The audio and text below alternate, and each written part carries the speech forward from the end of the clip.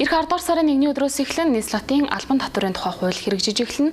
Өөрөөр хэлэх юм бол зөвхөн нийслэлийн нутаг дэвсгэрт зарагдаж байгаа зарим бараа үйлчлэгийг худалдан авахдаа та нийслэлтийн албан татвар төлөх юм.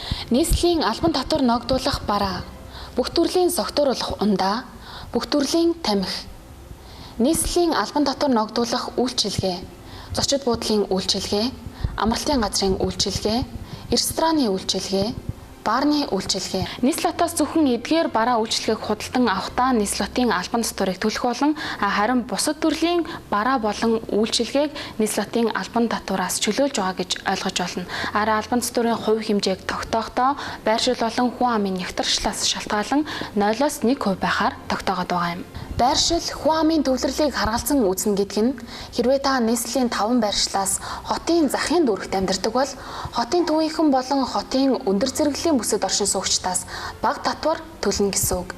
Ингэснээр хотын төв хэсэгт төвлөрөх нь багасч бусад зайдуу бүс нутгуудаар иргэд суурьших үүдийг нээж өгөх давуу талтай.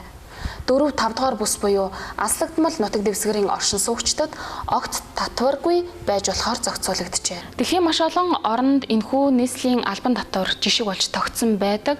Гэхдээ дээрх жагсаалтуудаас гадна нийслэлтийн агаар болон хөрсний бохирдол за мөн хотын ачааллыг нэмэгдүүлж байгааг тооцоолон нэмж энэхүү албан татварыг тогтоодог байна.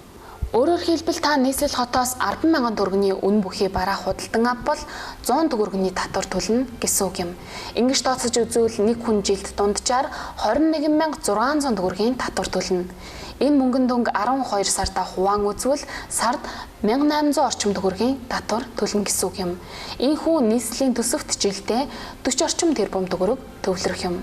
Мэдээж нийслэлийн төсөвт төвлөрж байгаа энэхүү 40 орчим тэрбум төгрөгийг мөн л олон улсын жишгийн дагуу нийслэлтийн бүтээн байгуулалтанд зориулах болно. Одоо харин та бүхэнд нийслэлтийн албан татварт тааснаар ямар давуу талууд байдгийг харуулъя. Үүнд нутаг дэвсгэр дэд бүтцийн хөгжил сайжирна.